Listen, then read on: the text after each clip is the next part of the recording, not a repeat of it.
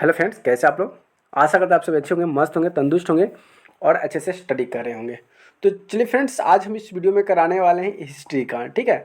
और ये आप चैनल देख रहे हैं एसएसटी मास्टरमाइंड में, जो कि आपको यहाँ से इस चैनल पे आपको एसएसटी का जो भी चैप्टर होते हैं, या हिस्ट्री हो, ज्योग्राफी हो, या इकोनॉमिक्स हो, सिविक्स हो, सभी चैप्टर का आपका सोल्यूशन क्लास 6 से लेकर 12 तक का आपको क्वेश्चन यहाँ पे देखने को मिलेंगे, ठीक है।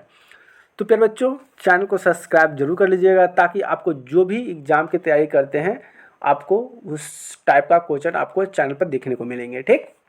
तो चलिए यहाँ से स्टार्ट करने वाले हैं हिस्ट्री का। और ये चैप्टर 2 है। क्या है चैप्टर 2 का नाम? व्यापार और साम्राज्य का तक। क्या है? साम्राज्य तक।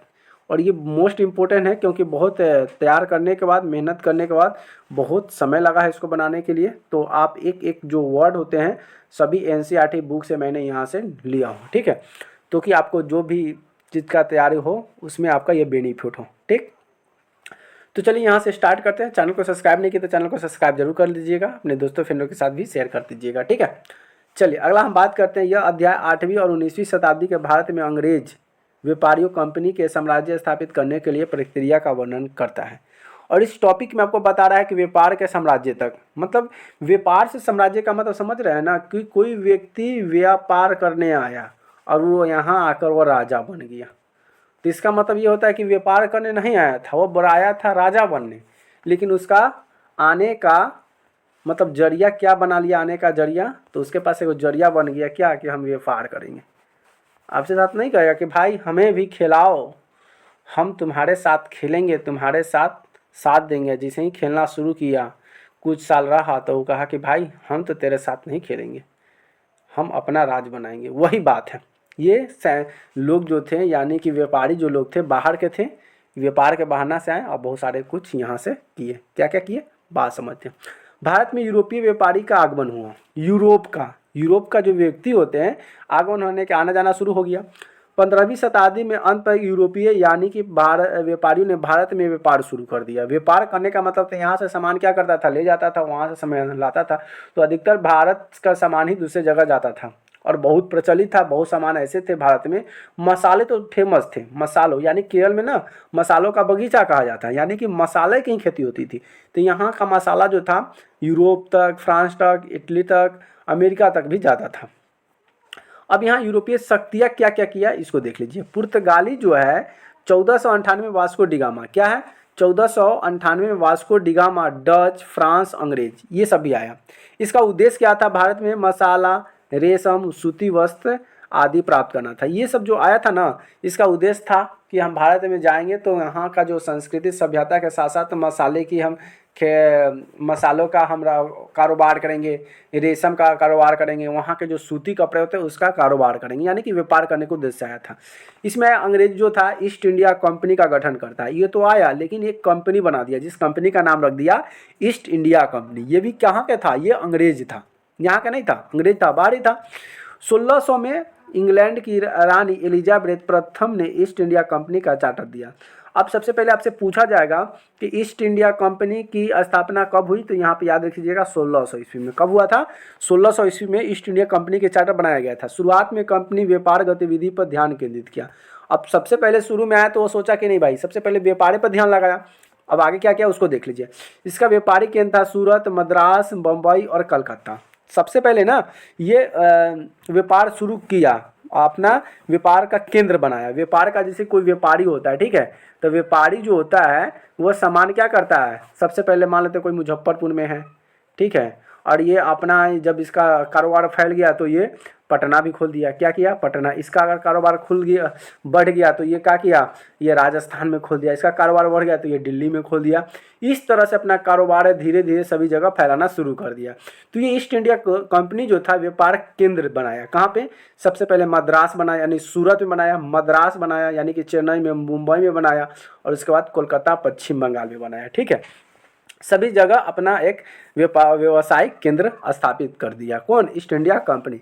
अगले बात करते हैं कि अंग्रेजों और अन्य, क्या है, अंग्रेजों और अन्य यूरोपीय शक्तियों के बीच संघर्ष भी हुआ। अंग्रेज थे और यूरोपीय शक्तियाँ, दोनों के बीच संघर्ष होता है।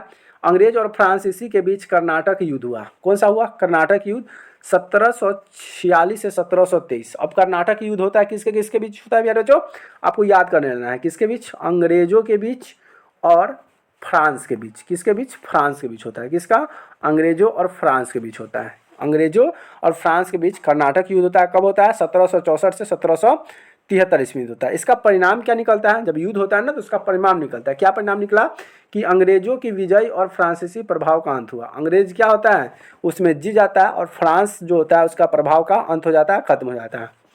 अब अगली बात आती है बंगाल में कंपनी का शासन। अब क्या हुआ, कलकत्ता जो था पश्चिम बंगाल का था, अब बंगाल में कंपनी का शासन चलता है। बंगाल में क्या होता है, कंपनी का होता है नहीं, अब हमारे हिसाब से चलेगा। क्या क्या चलेगा देख लीजिए। बंगाल का महत्व आर्थिक दृष्टि से समृद्ध क्षेत्र था। प्लासी का युद्ध कब हुआ था, 1757 में, याद रख लीजिएगा। 1797 में कौन सा युद्ध, प्लासी का युद्ध। अंग्रेज ने सिराजुद्दौला को हरा दिया था और कंपनी को बंगाल में सत्ता मिली कंपनी को। ये कौन था, ईस्ट इंडिया कंपनी, अंग्रेज था। तो अंग्रेज ने क्या किया, सिराजुद्दौला थे उसको हराया था। और ये प्लासी के युद्ध में, तो प्लासी का युद्ध क्या होता है, 1757 में हुआ था। और किसको हराया था अंग्रेज ने, सिराजुद्दौला को। और कंपनी के जो बंगाल में क्या हुआ, उसको सत्ता मिल गया। अब हम बात करते हैं बक्सर। क्या था, बक्सर का युद्ध। बक्सर का युद्ध कब हुआ प्यारे बच्चों, तो बक्सर का युद्ध हुआ 1764 में। कब हुआ, 1764 में बक्सर का युद्ध होता है, जिसमें अंग्रेजों ने क्या किया, अंग्रेज ने बंगाल, अवध और बंगाल मुगलाट का संयुक्त बल को हराया था। इसका परिणाम क्या निकला, कंपनी की दीवानी अधिकार, राजस्व संग्रह अधिकार मिला। उसके बाद आता है कंपनी का शासन और विस्तृत हुआ। क्या हुआ, कंपनी का शासन और विस्तृत। डिवाइस एंड ब्लू नीति राजाओं और नवाबों के बीच फूट डालना शुरू कर दिया। फूट डालना का मतलब होता है ना, झगड़ा लगा देना, ठीक है। राजाओं और नवाबों के बीच फूट डालना, सहायक संधि प्रणाली यानी कि सिमुलेटरी एडियंस शुरू हो गया था। भारत शासन का ब्रिटिश सेना पर रखना अनिवार्य कर दिया था कि नहीं, उसके अंगत था देख देखाव में और उसके निगरानी रखता था। शासक की स्वतंत्रता समाप्ति हो गई। Doctrine of lapse and Lord of the Dalhousie उत्तराधिकारी न होने पर राज्य ब्रिटिश साम्राज्य में विलय हो गए। अगली बात करते हैं भारतीय अर्थव्यवस्था और समाज का प्रभाव पड़ने लगा। ठीक बात है यार, ऐसी जब अर्थव्यवस्था जब खराब होती है तो समाज हर चीज़ में क्या होता है, प्रभाव पड़ता है, बुरा प्रभाव पड़ता है। जिसमें क्या होता है, कारीगर व्यापार पर नकारात्मक प्रभाव पड़ा। जब इस तरह का समाज जब बदलने लगा तो जो कारीगर होते हैं, काम करने वाले जो मजदूर होते हैं, व्यापार होते हैं, उसमें नकारात्मक भाव पैदा हो गया। भारतीय कृषि का दबाव पड़ने लगा। भारतीय कृषि पर क्या हुआ, दबाव हो गया। अब यहाँ से भारत का जो माल जो था ना, बहुत सारे ज़्यादा माल जो था भारत से कहाँ था, भारत से जाता था यूरोप, पुर्तगाल में जाता था। और वहाँ पे पुर्तगाल में जो यहाँ पे जो उसके देश में जो माल बनते थे बिकते नहीं थे, भारत का माल सबसे ज़्यादा बिकते थे। तो उसने रोक लगा दिया, कहा कि नहीं, जब तुम्हारा माल हमारे पास आ रहा है तुम्हारा ही बिकाएगा, मेरा नहीं बिकेगा, इसलिए इसको रोक दिया गया। तो जब भारत का माल जब वहाँ पे नहीं जाया तो वहाँ का माल बिकना शुरू हो गया, तो इस पर रोक लगा दिया। नकली फसलें जैसे नील का उत्पादन बढ़ा और भारतीय राज्यों का सख्त कमज़ोर हो गया। अब नील जो था ना, नील का खेती बहुत ज़ोर ज़ोर से होता था और नील जो यहाँ से दूसरे जगह भी जाता था। और एक पुर्तगाल में जो था ना, वुड नाम का एक पेड़ था। क्या था, वुड नाम का, सॉरी वुड नहीं, वुड नाम का। तो वुड नाम का एक पौधा से नील लगाता था। लेकिन नील जो था ना, भारत का सबसे एकदम चमत्कार नहीं, चमकीला था। क्या था, चमकीला उसका रंग हुआ करता था, डार्क हुआ था, जिसका नाम था नील। और ये जो ना था ना, नील का पौधा ही होता था। क्या होता था, नील का पौधा होता था, जो उसको काट कर और फिर उसे नादी में डालकर उसे क्या था, रंग निकाला जाता था। अब यहाँ पे कारीगर का प्रभाव पड़ा और जैसे नील उत्पादन बढ़ा और भारतीय राजाओं की शक्ति पे कमजोर हो गई। अब इसका निष्कर्ष क्या निकलता है, इसको देख लीजिए। निष्कर्ष की बात करें तो अंग्रेज ने व्यापार का हथियार बनाकर धीरे धीरे भारत पर नियंत्रण स्थापित किया। कंपनी का मुख्य उद्देश्य भारत के संसाधनों को दोहन था और ब्रिटिश साम्राज्य का विस्तार। क्या बोले, पहले हम बता दिए थे कि भारत में जो ये लोग अंग्रेज लोग आए थे, वे व्यापार के उद्देश्य से नहीं आए थे। ये उनका उद्देश्य था भारत पर शोषण करना, भारत के सामानों को हथियाना, अपनी शासन चलाना, ठीक है। लेकिन उसका एक आने का मकसद क्या था कि कोई बहाना तो होना चाहिए, हमको डायरेक्ट तो भाई हक नहीं जता सकते, डायरेक्ट कोई भी काम नहीं कर सकते। तो उन्होंने क्या किया, एक तकरीब सुझा और उन्होंने कहा कि हम आपके साथ व्यापार करना चाहते हैं। और व्यापार करते करते धीरे धीरे अपना राज्य हर क्षेत्र में फैलाने के बाद, ऐसा नहीं कि हाँ एक साल वो व्यापार किया और डायरेक्ट किया, नहीं, 1-2 साल 3 साल 4 साल 5 साल, मतलब जब उनका देखा कि मेरा जो यहाँ पे केंद्र जो है हर जगह मेरा ही केंद्र हो गया, बस उसने अपना हक जमाना शुरू कर दिया। भारत के संसाधन जो थे उसको दोहन किया, उसको मिसयूज किया और उसके बाद ब्रिटिश शासन का विस्तार होने लगा। कहा कि भाई अब मेरा शासन चलेगा, और बहुत दिन शासन भी किया। इसकी महत्व तिथि की बात करें तो ये महत्व तिथि इसको याद कर लीजिएगा। 1600 ईस्वी ईस्ट इंडिया कंपनी स्थापना करता है। बंगाल में 1857 में प्लासी का युद्ध होता है और 1757 में 1764 में बक्सर का युद्ध होता है और 1857 में विद्रोह ईस्ट इंडिया कंपनी की अंत हो जाती है और 1857 में ईस्ट इंडिया कंपनी बेचारा यहाँ से उसको भागना पड़ जाता है। इसके पूर्व अवलोकन के लिए प्रश्न दिया जाता है। पूर्वावलोकन यानी कि जो पढ़ने के बाद जो आप पढ़ें उससे बाद आपका क्या क्या सीखते हैं, क्या विचार आता है, उसके यहाँ पे दिए गए हैं। तो यहाँ से जो ये सभी जो क्वेश्चन होंगे आपके लिए HW होंगे।